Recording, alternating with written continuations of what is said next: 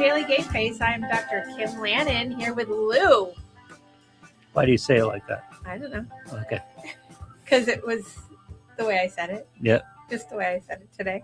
You're here with me. I'm here with you, Yes. Lou. It's almost the end of April. Can you believe it?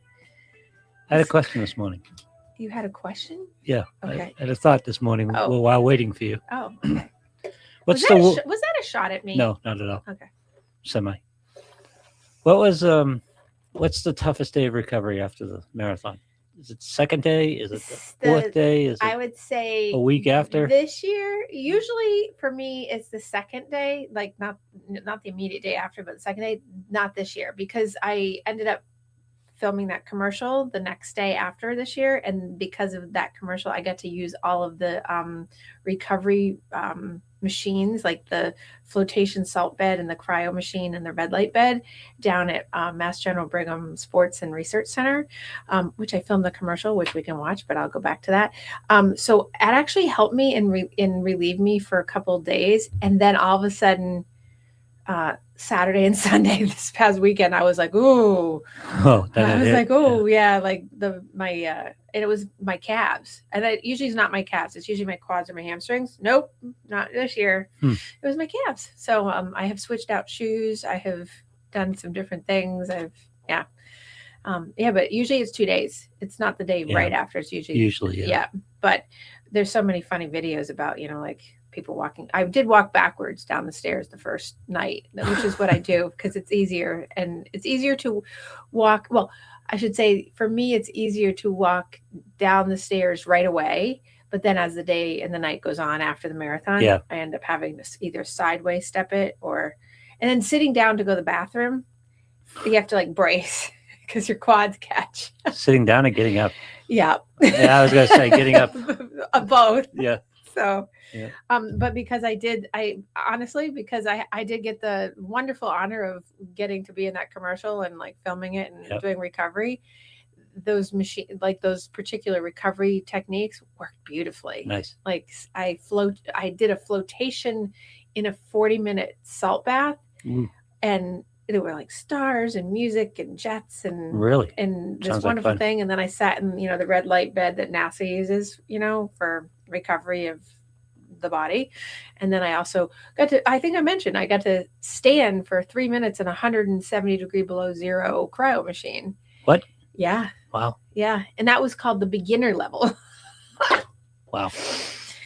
And I felt very invigorated from all the different things. So it seems like it got rid of all the tension and the lactic acid and like everything that would have normally built up. So by the time I got to Wednesday last week, I was fine, and Thursday and Friday, but then Saturday and Sunday I like locked up. Is that the same red light that the PF is pushing around? Yes. Yeah. Okay. Yes. Yeah. But I believe that the ones at the Sport and Research Center for Sports Science that I was at, I think they're strong. That is stronger lights, but yeah. I've used the one at PF, but this one seemed better. I mean, it was very strong. Yeah. But anyway, for people that are watching, I did bring in the beautiful, it's gorgeous, 130th marathon running medal that I won / earned my butt off for, right? So it's very nice. So I was telling Lou the story this morning, and you didn't know the story. No, I didn't know. So I was saying that this is probably my favorite. I remember part of the story, but not the details. Right. So this is probably my favorite of all my Boston Marathon medals in terms of like the look of it. I do have 12, but there was a year 3 years ago that they ran out of medals. Right. And it was the year that John Hancock was no longer, and they had switched over to Bank of America, and there was a lot of hoopla around the story and backstory behind it that I won't go into. That was makes perfect sense. Yes, of course. And so by the time many of us got to the finish line, there were no medals, and it was very disappointing because you run all that way, and it's not like you're getting the $1 million at the end because we start at the end, but that's your payout, right? Is medal. And so the story is that it was very cool because you could buy the medals actually very quickly. And for that year, you could buy them online on eBay, even before the race was over, which was an interesting part of the story when it happened, because obviously somebody had gotten a hold of them or a pallet of them, and that was the story that was going around. So anyway, my lovely girlfriend Kathy in Florida, she got me one, and she flew up from Florida. Didn't ship it. Nope, she flew Got on a up plane. she flew up from Florida, Oh. and yep, and she surprised me. Didn't know, right? Because she was so upset that I didn't have a medal, but she flew up, and she surprised me with her friend, who's a friend of mine, who's an Olympic medalist, and they put the medal in his Olympic medal box, and surprised me at a restaurant that I showed up at, and presented me with my medal. Her and the Olympic medalist that Nice. we're all friends with, and they gave. I wasn't allowed to have the box. So Oh, you couldn't keep the box? I could keep the medal, but I wasn't allowed to keep the box. The box had to go back to the Olympic medal, but he allowed her and him. They gave it to me in that box, which was just as exciting as getting the medal itself, because being the almost Olympian that I was, sort of, so it was cool. But so that's my other favorite medal. And even though the BAA sent out medals afterwards, that one still sits in the shipping package. I don't even think I opened it because I kept the one that she gave me instead. Yeah.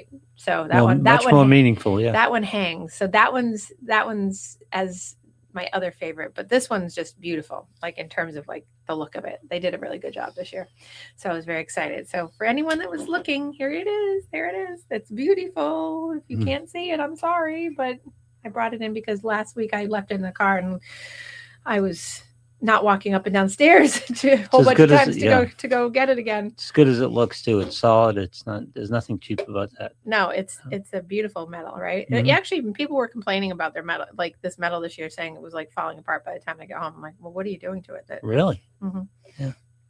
So everybody's always it looks got like something. A quality piece. It feels like a quality piece. It is. Yeah. I think it's a matter of how you just like treat it, But there's always people that have to complain. You know the deal. Yes. As you know. Yes.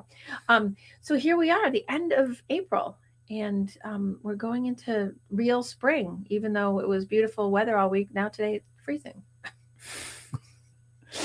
So, it's the mood. But it's okay because it's misty too. So it is misty. Yeah, you just made me think of that song, Misty. And Rocky, the rock star, is here with us today. Right. Yep. He is here to, help us have a wonderful day. I actually also, I don't think she's listening today, my guess is, but I had a really weird thing happen last week. I won't go into the whole story right now because it's technically under investigation, but a friend of mine was murdered last week. What? In Florida, yeah.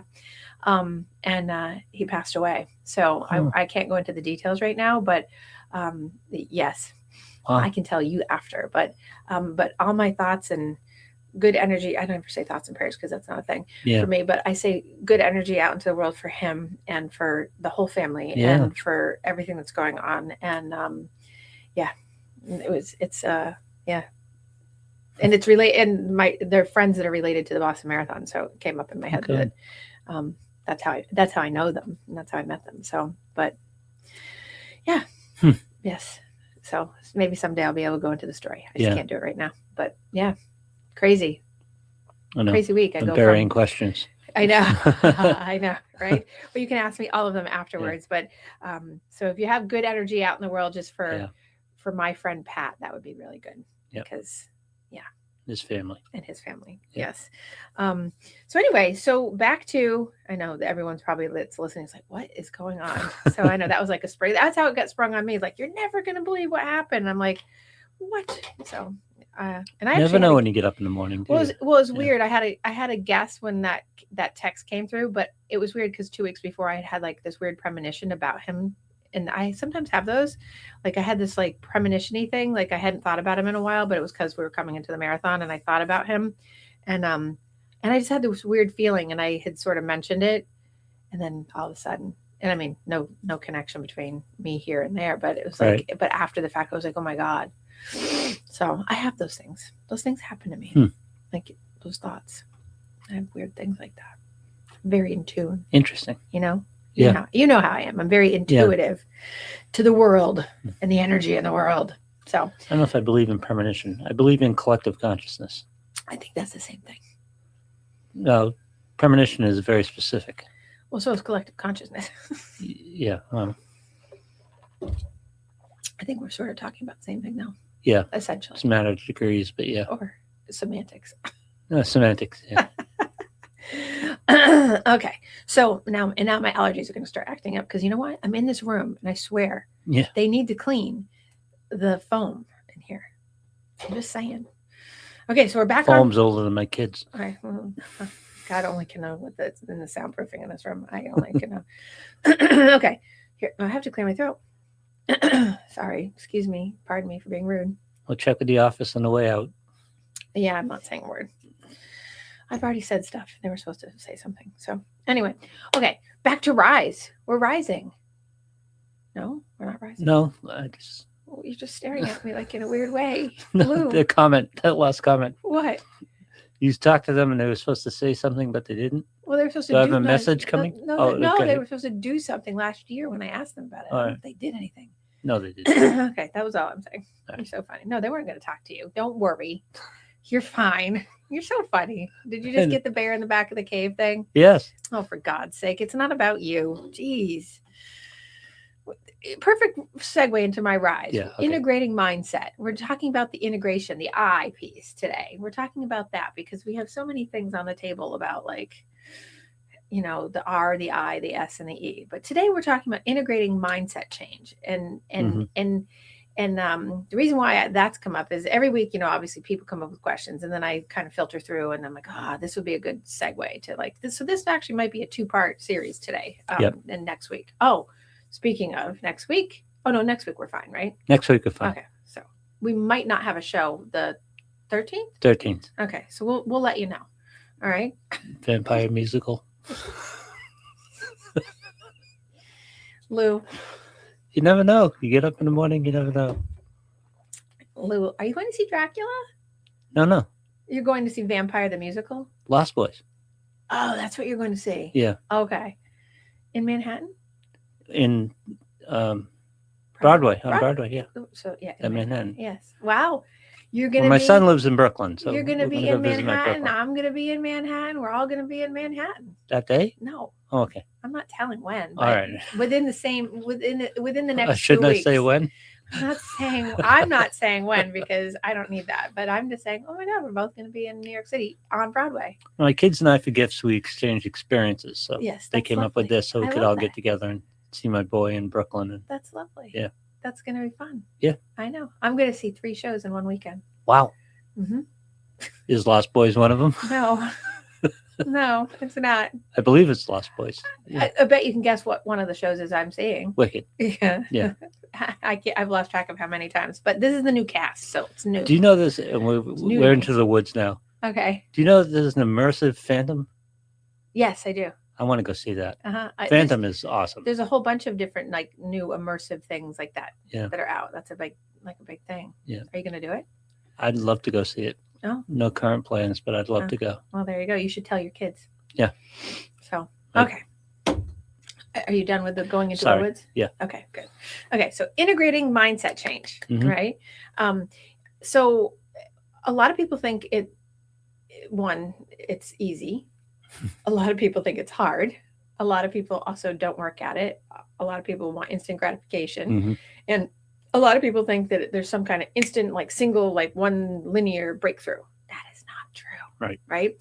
So it's about making a very new way. I often visualize it as train tracks. Like you're redoing your train tracks in your brain so that you're like having a new way of thinking in a variety of ways in your head so that it sticks and replaces the old kind of thought process and how you're doing that. And so then what it does is then it changes your behavior because you've set the new train tracks.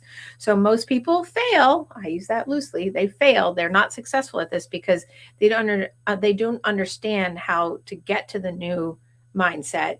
And because they don't get there, then they don't translate into the action because they don't do the front piece. They want the change, but they don't do the work, right? So it's kind of like saying I'm sorry to someone without behavior change. Yep. Just because you say the words, if there's nothing behind it, it doesn't do anything. And taking accountability, I was listening to Brené Brown yesterday and Adam Grant, they have a podcast as well. They were just talking about just accountability and responsibility. And I was like, oh, that takes a huge mindset change, because people often will be like, I'm sorry. Why can't you just like take my I'm sorry? Yeah. Well, because it has to have a mindset shift, because the behavior has to change. And that's where this falls short, because if people don't change the behavior because their mindset shifts, then the behavior is never going to, it might change, but it's never going to stick, because you have to have that front piece, which is the mindset has to be different. And therefore you have to expose yourself to the hard work, and people just don't like to do that, as you know. Right. Yep. Okay. So here's how to make it work. So you know me, I've got this thing, because I'm sort of doing the book in my head. Right. So the step-by-step plan. So you have to get very, very specific about, oh my phone's like, there's lots of people all of a sudden they're texting. Okay. Make your comments in the comment section. Don't text me on the back door. I'm like, my phone's going off because people share with us. Yes. Share with me in the world. So get very specific about the mindset shift, right? So that means thinking productively, the whole slogan, just do it. Well, that's the positive, right? But you have to be productive in the thinking. So it has to be action oriented. It has to have like a plan in place, right? You have to be really much more disciplined about that specificity, right? When you're too, you have to process it. You have to put it into words and thoughts. Right. When you're too vague, like saying, I'm sorry. Yeah. That's too broad. It's like a big overarching umbrella. Like it's basically when you're saying, I'm sorry, and you don't do anything about it. Yep. All it's doing is just basically saying, like, I don't have the time nor the want or the worth for you to take the effort to actually make a change. Right. It's just words, right? So when you're actually making a mindset shift to make behavior change and get your rise, right, you have to be super specific. So instead of saying like, well, I procrastinate, right? Instead of saying that, it's like, I'm going to start my task in 5 minutes. Like, so you're flipping the excuse in that one. Like, I procrastinate, oh, well, and then giving into that. And then the behavior becomes that. It's like, I'm going to start my task in 5 minutes, or I start tasks in 5 minutes, so that you get into the shift of, I will give myself 5 minutes and then I'll start. So you're requiring something of yourself, right? Yep. Or instead of saying something negative, like, I'm really bad at that, I'm instead replacing it with, I'm learning a new skill. Right. I'm learning to stay in that skill set by doing it step by step and giving myself the ability to do that. I'm bad at that is passive. Yeah. Well, it's I'm going to try to get better at that. Right. The mindset should be. Right. I'm trying to get better at that, or I'm doing something in like little steps, so that it's just replacing. And oftentimes people are like, well, that's just, you're tricking your brain. I'm like, yeah, initially you are, because if you're not used to doing that, you are tricking your brain, because the other thing is tricking your brain as well, right? Because you're not being clear, you're being vague. I procrastinate. I'm bad at that. Those are all brain tricks of, what you're doing is giving yourself permission to be bad at it. Right. You're copping out on your own self. So it's the same thing. But when you do the other one, when you retrain, that's the I'm big boned. Yeah. It's the same thing. Exactly. Yeah. So when you're retraining the brain and getting the train tracks to be cleaned off, clear, and whatever, that's what it's doing. It's giving you clarity and removing the friction. I call it the friction in the brain. It's like the conflict in the brain of like, get rid of the friction and just be like, okay, be disciplined to make a change. If you're saying you're sorry, are you disciplining yourself to actually never? I love what Brené Brown said yesterday, and I was like, oh, this is so good for my show. Is it? She was saying, like, if you say I'm sorry, then that means there is no repeating the behavior. And if it happens, it's a fluke, because that means and it shouldn't come again for many, many years, kind of thing, because disciplined clarity in behaviors, it changing, and from the mindset is, and I'm using I'm sorry because it's such an easy one, because so many people say it and don't really mean it because they don't do anything about it. It's, you have to have a discipline of like, I will commit with discipline to not repeating that behavior because it's so hurtful, or it's so damaging, or it has such an impact on somebody. And that's the mindset shift, is like, I am going to step by step make sure I don't do that. I'm going to be really careful with my words. I'm going to be careful with my actions, or I'm not going to do things that are going to overstep someone's boundaries. Right. So in that example, so I think that that's such an important thing. It's about, it takes the friction out of the spaces of like just being, like, oh, I'm a procrastinator. I'm bad at that. Oh, I can't do that. It's like, wait a second. If you're legitimately sorry, you don't want to repeat. And you take effort not to repeat. Exactly. Yeah. And that's the thing. If you're legitimately sorry, that means that you have worth in the other people or the person or whoever you've impacted for in that example, right? Yep. And if you don't, that's what it shows. It means that the repeating of the behavior will keep happening because you just don't care. Right? Because you're not willing to do the work in your head to switch it over. Because it's too hard in the person's mind. That's another part of the faulty system of the brain working, is that, oh, that's way too hard. Yeah, I'm sorry without behavioral change is just tamping down the conversation. Mm-hmm. Just, I'm done with the conversation. Well, it's basically telling the other person, like, I you hear this. I don't care. I don't care. Yeah. I said I was sorry. You don't like it. Shut up. Right. I mean, seriously, that the message it's sending is, I said I was sorry, and you just have to accept that. And if you don't, then you get people that get into that whole, you see this a lot with certain types of people, right? And certain types of disorders with, like, I said I was sorry. I'm never good enough. Like, it's just never good enough. It's like, well, no, it's not, because you know why? You keep repeating the same behavior. So if you don't change the behavior, right, it's not good enough. It has nothing to do with whether you're good enough. It has to do with, it's not good enough. The behavior has not changed. Therefore, the mindset hasn't changed because you haven't put the work in. And that's with anything. You can take any example of anything and do this, right? So this is the second part of it, is like tie this into real situations. So a mindset only matters when it shows up under pressure, and those kinds of situations, right? So like going you through your daily mindset that kind of gets you through and you're doing okay and you're successful and all those things. That's not what we're working on. We're working on the mindset that is really under the pressure things, like when something's happened, when something has to happen, when something has to change, when there has to be some kind of movement in life of like transition, or, and it could be anything, right? So for example, like when I feel overwhelmed, what do I do with that? When I feel overwhelmed, do I just, get the efforts and throw my hands up and say, I'm not doing it? So yeah, people do that, right? That's a mindset. Or do we get into a mindset shift of, you know what, I am overwhelmed. I'm going to take this one little step at a time, and I'm really going to step it back and be like, okay, I'm going to take it a little bit and not bite off more than I can chew. I've talked about the hoarding house before. You look at a person who with OCD and hoarding issues looks at their entire house and gets overwhelmed. Like, how am I ever going to clean this before the Department of Public Safety comes in and like condemns me? You're not going to do it today. You're going to do it in a month, not in a month. You're going to do it over a month. You're going to do it like today's the front stoop just so you can get in the door. Tomorrow's like the front hallway. Like, you're doing little pieces at a time. That's like anything in life. It's like breaking it down. Take the example of I'm sorry. I'm sorry starts with I'm sorry, but then it's like actively saying like, hey, I'm really mindful of the tone I just used with you, and I take that back. Or, so you're actively practicing something different. Or, hey, I told you that I wouldn't do that X, Y, or Z behavior, and I've made it a week without doing it. Like bringing out your stuff that you're actively step by step working on. Another way of looking at like a situation is, people come. I talked about this yesterday, like 4 times with clients. Failure.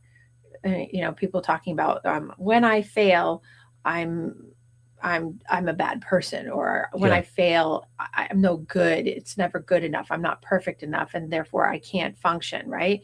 It's really about, I have to take whatever the fail is and look at it and say, okay, I review what I have to work on and what worked, what didn't work, and where do I need to fix it, right? So great, going right back to the I'm sorry. Where does it fail? Well, if you're only saying I'm sorry to shut the other person up and you keep repeating the same behavior, well, what is not working? You're not doing anything with it, right? So, or if you're doing, anything like a new task and it didn't work, and then you say, forget it, I'm not ever doing it again. No. Yeah. Like, what didn't work about it? Like, just figure out what didn't work. People in addiction have to do this all the time. Like, they relapse. And one of my first questions to people when they come in after a relapse is, what didn't work this last time? What do we need to change that and people are always like, oh, I don't know. And I'm like, well, that's what we have to think about. Yep. Like, what isn't working, so that the next thing is what can we put in that's different that you haven't tried yet? Right. And that's the flip of the mindset. How do we change to deal with what failed? Exactly. Yeah. So even though we don't do like what ifs, we do if then. Yeah. Right. Yep.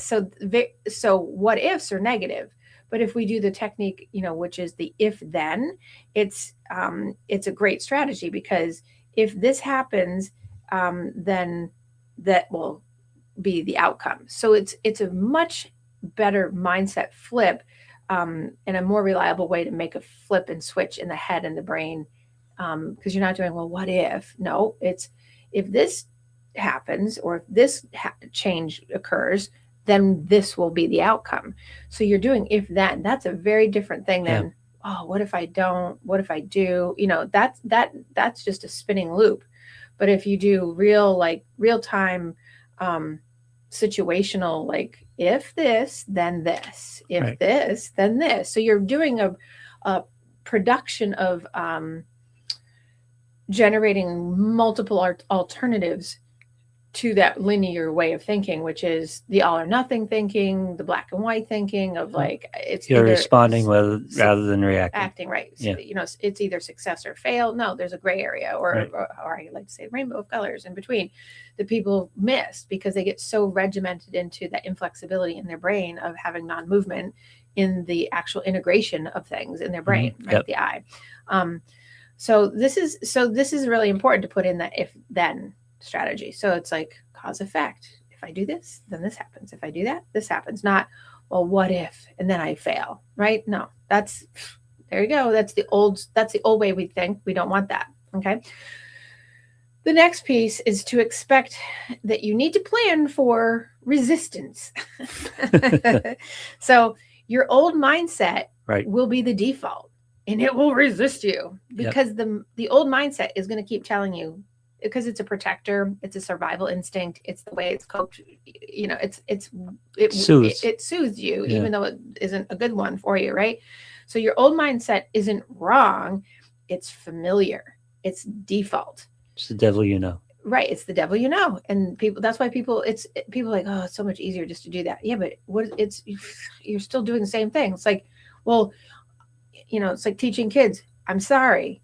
Well, you keep running into the wall. Why? Because you're not doing anything to change. You keep doing the same behavior, but you just say you're sorry. Why? Because you're just appeasing your parent, you're appeasing your wife, you're appeasing your whoever, right? Your boss. But you actually have to have that mindset of understanding that that's your brain giving you resistance, that I don't want to deal with that. Well, you have to, because you're going to keep hitting the wall, and then you're going to burn people out. You're going to burn yourself out, whatever it is, because you're going to get exhausted. And then, this is why a lot of people end up alone. Seriously, because they don't make the mind flip, right?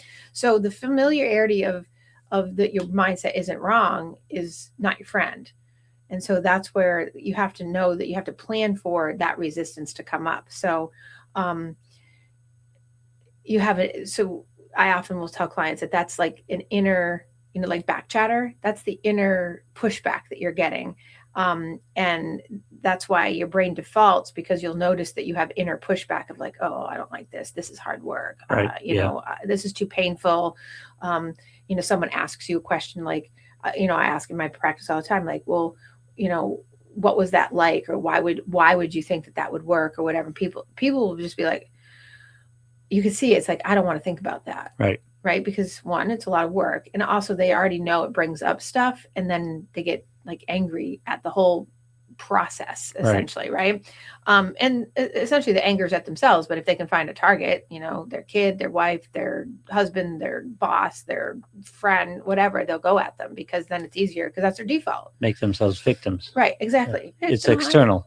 Always external. Yeah. Right. Yeah. It's easier. Right. Yep. It's someone else's fault, not mine. Right. So you don't have to take responsibility. Exactly. So, so you don't want to treat the resistance as failure. You want to treat it as part of the transition, because you have to recognize that there is going to be that, like, well, I know what I know. I like what I know. It works for me, but does it really? You have to say to yourself, does that mindset truly work for me? Because my answer to that is no, it does not. But people will be like, yes, it does. Like, no. Otherwise, we wouldn't be having this conversation. Exactly. Yeah. Exactly. So now it gets into that 3 R's that I've used over and over for the years, right? The realistic, rational, reasonable. You have to reinforce with facts. You have to reinforce your brain with evidence. Not just that you're motivated or not that you have the willpower, right? This is really important. Like when we do addiction work, right? People are addicted to relationships, people are addicted to substances, people are addicted to eating, whatever it is, right? Is really reinforcing facts, and not just that you have motivation or not for something, that mindsets will change much faster when we prove to our brain that they're true. And we don't use supposition and we don't use assumption. Most people that come through my door, and this is a human affliction, is that people do the assumptive and presumptive proof. Like someone tells you, someone says, well, I'm a failure. And I say, well, what makes you a failure? Well, I just know I am. Well, why? Because my father said so. Yeah. And I say, is it fact just because your father says something that you are? Does that make it true? Right. So you're looking for the evidence, right? So you have to prove to your brain with facts that just because someone tells you that something is doesn't make it so. Right. Right. Or just because, right, you have to have proof. Like if you go into a room of people and someone sneezes, I have people that have like OCD and will say like, oh God, I'm going to get sick. There's no proof that you're going to get sick just because someone sneezes. Right. That is not like a cause-effect relationship. Now, do we have a possibility and probability and predictability that we could say like, well, certainly if you're in a room full of people, there's going to be potentially a person in the room that has something that you might catch, but the likelihood is low. So we have to prove that with facts so we can get the mind shift to settle the brain down instead of running with a rumination of like, oh my God, someone sneezed and now I'm going to die. Which is what people do. Yeah. Like I have clients that do that, right? So we have to reinforce our brains with evidence that's fact-based. And that is a huge, it's actually super easy if you just start working at it, like being like, oh, is that factual? Is that really true? Is that really, does that have evidence behind it? Again, people don't want to work on it, but it works because it goes back to tracking a small win, right? Yep. Like, oh, that's a fact or that's not a fact. And being able to say, okay, my brain. The problem is your old mindset happens instantly and you have to resist it. You have to fight back against it. Well, that's why you have to plan for it with this. Right. Like you plan for the resistance of the mind going, nope, I know that, I could die. Yep. It's like when people go, I always say, oh, if you do a Dr. Google search, you're always going to end in death. Yes. Right. I mean, just had that conversation yesterday. It's literally like, if you look up, I have a spider bite, potentially what could be, by the time you go down the rabbit hole, it always ends in death. Yep. I mean, you bumped your arm, you have a bruise. You have a brain aneurysm because you bumped your arm. Like it's all right. So it's not, that's not fact-based, right? Or of late, people are using ChatGPT and Claude and other things to do therapy. And then they come in and say, well, Claude or ChatGPT said, I'm like, oh my God. And I have, as a little aside, I'm watching people start having these like very codependent relationships now with AI doing therapy. And I'm like, this is not a replacement for someone being like, could you get good information? Certainly. But right. Because I'm considering what I've been seeing over the past couple months, because I've seen such a high influx of use of AI and this whole like trying to get a new mindset and people like trying to get it. They're starting to, I'm seeing so many people starting to be very reliant on ChatGPT doing the work for them. Yeah. And then they don't have to do it. And I'm like, even if ChatGPT gives you answers that are good, bad, or indifferent, if you're not integrating it and you're not, it's like me saying the same thing. Yep. It doesn't do anything. So being as a little aside on that.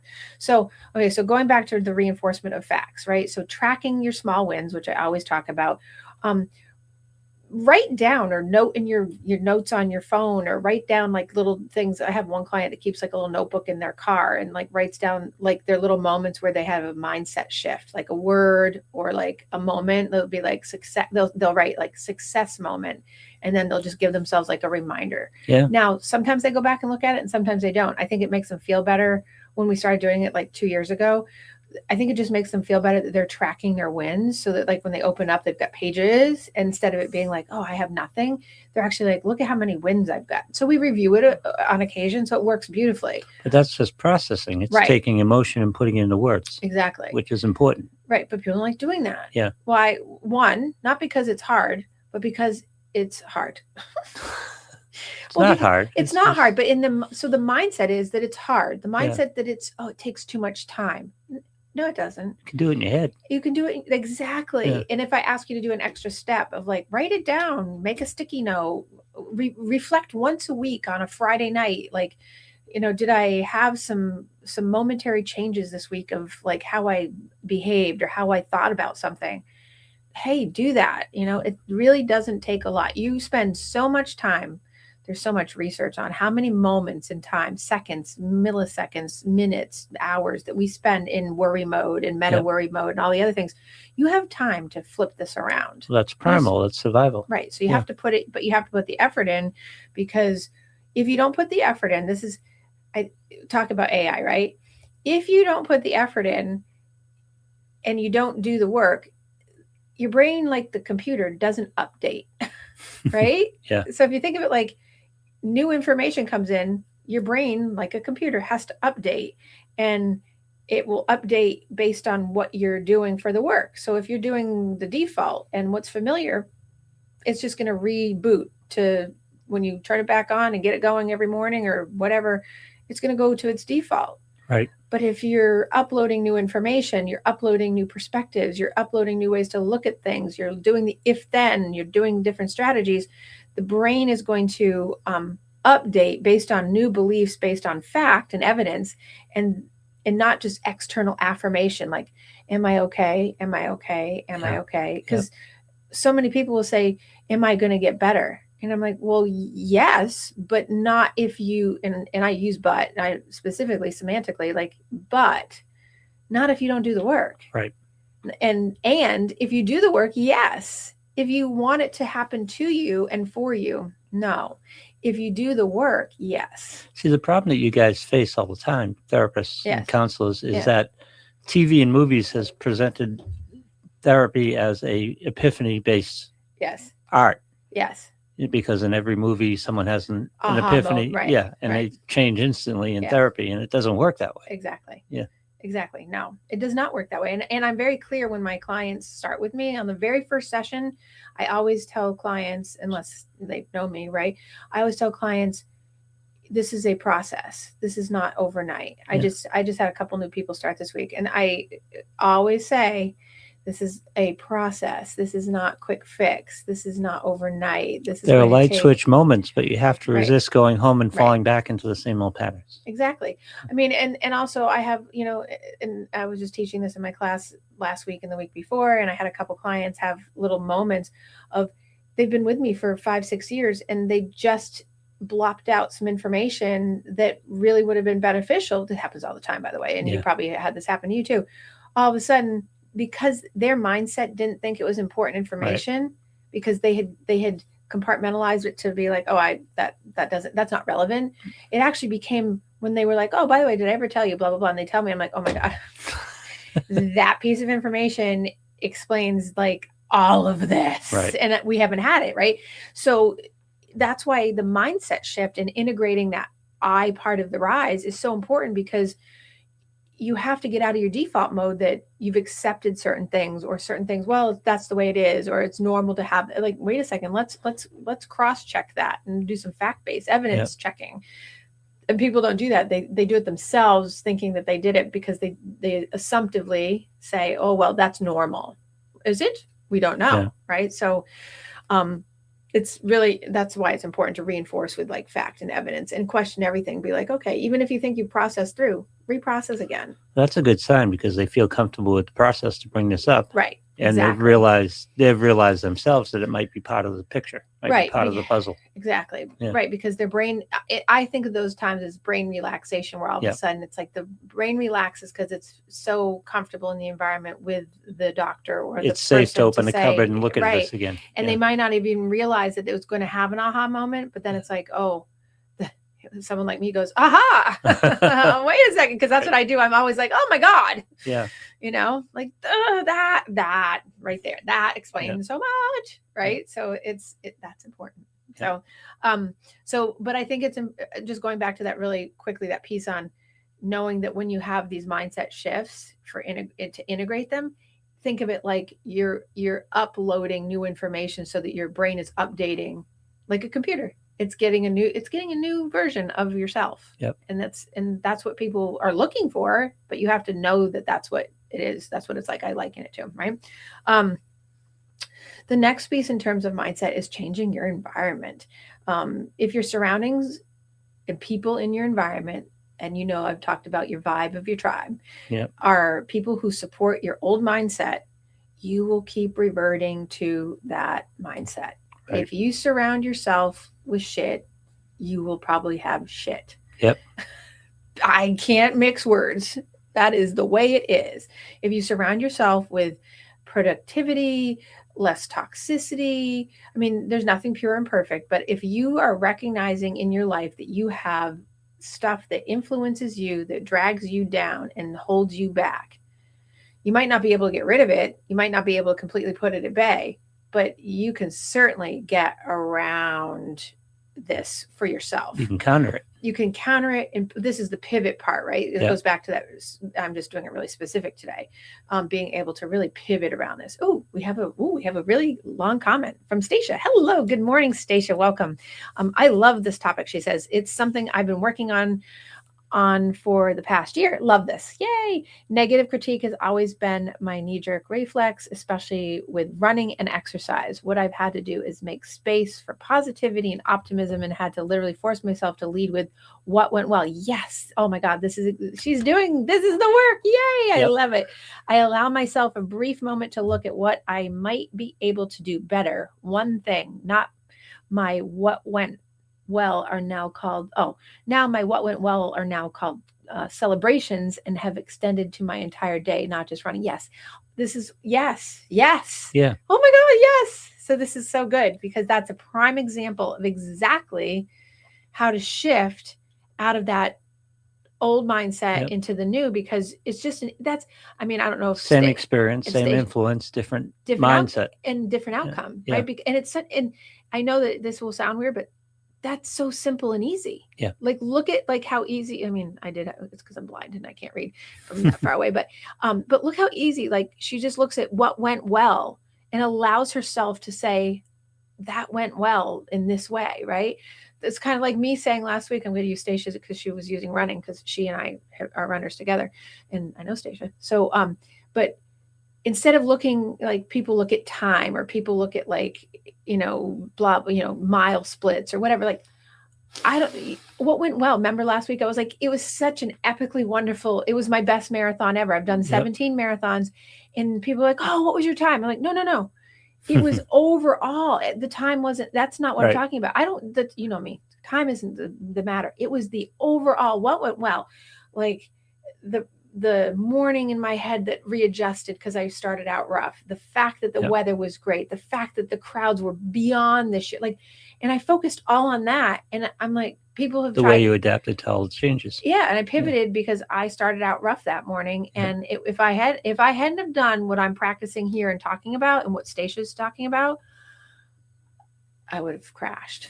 I would have hit the wall before I even started, because that mindset would have gotten to me. And that, and going to the point of my environment, I had gotten triggered in my environment. It's like, what a perfect, Stacia, your timing of your comment was so good. I had a trigger in my environment, which is what happens. We get triggered by our environment. And my trigger happened to be a person with a comment, which I usually don't take in, but it has to do with the fact that that person had authority. That person has, in my mind, in history gone by, had some reasonable authority. And I gave that person some empowerment on it, and it started eating at me, instead of it being like, oh, so I had to, that morning, had to do I had to be like, okay, celebrate my wins. What's gone well? What do you have going for you? And I was able to flip it. And and that's why I had such a rock star marathon. You know what Stacia's talking about, and it's the eye roll moment of the episode. It's a gratitude list. Yeah.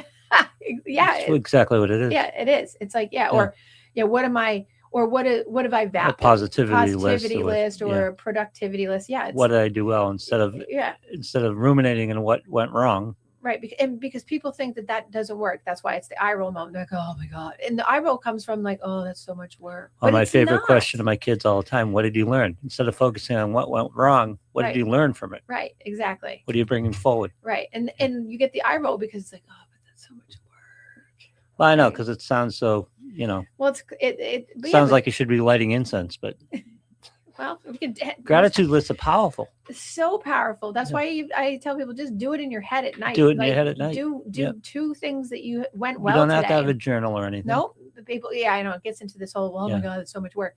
But like doing what she just said. What went well today? That space in your head when before you're falling asleep in bed. Right. Which usually derails your sleep. Right. By the way, turn it into a gratitude list. Exactly. It doesn't even have to be what went well today. What are you happy about? What are you happy about? Your cats, your dog, right. Yeah. Exactly. Yeah. Right. That you got home early. Right. Yeah. Exactly. That I binge watched 7,000 episodes or something last night and didn't sleep well. Yeah. I'm very happy about that. Yes. I gotta ask. You what? I gotta ask. What about what show I'm binging? What you binging? The Last Thing He Told Me. I'm not familiar with it. Jennifer Garner. Okay. It's really good. Also, Friends and Neighbors. I have a list. People asked me what my list was last week about like what I've been watching because I have a list. But Friends and Neighbors, very good. Yeah. Very good. But right now I'm binging. Oh, and I just did Criminal Record the first season. I binged that. But right now I'm in The Last Thing He Told Me with Jennifer Garner. I'm in The Pit. I've already done The Pit. That's over. That's over for me. So good, but it's hard. It's so good. I know. Yeah. I know. So anyway, we digress. Yeah. Okay. So changing your environment. So yes, being able to change your surroundings, maybe move on out with, of some of the people that you're around, spending less time with certain people, finding your, I'm, me, peace bubble, find that peace bubble because it's not perfect clearly. And I gave that perfect example last week for me, walking example of, my peace bubble got interfered with and I had to readjust. But this is to that point is like integrating a mindset of like, I have practiced this enough that, it's almost like I was in disbelief because I had multiple sources of good positivity coming at me saying like, you're, you know how to do this. You know how to do this. Yep. You know how to do this. And my mind was working on the default mode of like this old person who'd been in my life going, no, you don't. I'm going to make sure you fail. Right. And it was so quick. It was such a quick, not easy pivot, but it was a quick pivot to have that mindset because I made sure that I reintegrated into my environment of like, wait a second, I have pushed that person off my table, so to speak. And they're not welcome there, nor is their commentary, nor is it in my brain. But it happens because we have a default, and certain people, they do that and they have that space, and you just have to know that, wow, no matter how much you practice, you have to be mindful that it can come back in and bite you. Well, while I said there are no epiphany moments, I have to go back to Bill's press conference, and this is we're on a Cincinnati moment, and we're on a Cincinnati is the first step of, well, what do we need to do going forward? What can we do better? What's the next step, right? Yeah. Like that's the if then, right? Taking the inventory of what can we do different, what can we do better, and a lot of times it's change the environment, change the vibe of your tribe, change your tribe, whatever that is, right? So again, instead of ruminating on everything that went wrong and how you've quote unquote failed, right? Everything is about going forward. Exactly. So so in this one, it's like adjusting the people that you're with, what you are consuming, like you just talked about, like social media, staying off Facebook or whatever, like that's environment, physical setup, like your workspace, your home space, your bedroom, your distractions, whatever it is. I mean, we talk about this in addiction all the time. One of the biggest sources of relapse for people in addiction work, and when I talk about addiction, people always go, why do you talk about other things besides drugs and alcohol? Because people are addicted. Yep. They're addicted to exercise, eating, relationships, food, like TV, social media. Like it's a big problem, right? So when I talk about that, you have to change your environment, which means like take the phones and iPads away from kids and don't let them have it 12 hours a day. they should have, like that's an environmental shift that changes the brain and the integration ability to have a mindset shift, right? Because now they're allowing for other things to happen. There's one, like, if you have a negative household, that's one of the things that happens. You send a person from rehabilitation, if they're out in the world and they come back from a rehab center from 60 days out, and they go back to an environment that is exactly the same, and they haven't been able to make a dynamic shift in their mindset to be able to manage that, the likelihood is it sets them back up for relapse, that they're going to inevitably go back into that because they're going to be around the same behavior without change. The addiction itself is often a symptom. It's a symptom of the problem, usually of the environment that the person has been in, right? Especially family dynamics, right? So we know the interpersonal family dynamics play a big role on that. And so if you, I do this work with a lot of people in addiction. Like if you have unresolved issue, mommy or daddy issues, so to speak, and saying it sort of tongue in cheek, but if you have unresolved and you're 50, 60 years old and you're not willing to work on those, your family or whoever you live with is in trouble. That's those moments most of the time, isn't it? It's family. Yeah. Background. Yep. Upbringing type moment. Yeah. Yeah. And it can be a variety of things. It's nobody's fault. Sure. It's just it's the way the dynamics play out because they're, epigenetic and intergenerational passes and all kinds of stuff that goes on, plus social role modeling and all that stuff. So it's not like people, there are some people out there purposely doing that, but it's just like, it's the environment. But at a certain point, you have to replace your parents with yourself. Right. You have to parent yourself. Exactly. And people don't do that. They fall back to the codependency. And we have so much codependency in our culture and the environment gets us into these brain spaces that are like, well, we know what we know, and therefore that must be what is. Because everything is externalized. Exactly. Everything good or bad that's happening to you is out of your control. Right. So couldn't be less true. Exactly. So when you're talking about changing your environment, whatever it is, make that new mindset that I'm going to change my environmental pieces that I can a little bit at a time. Make that your new mindset. Make that your easier option. Make that your less hard. Life is hard. Choose your hard, right? An easier mindset by moving environmental stuff around, staying out of negative spaces.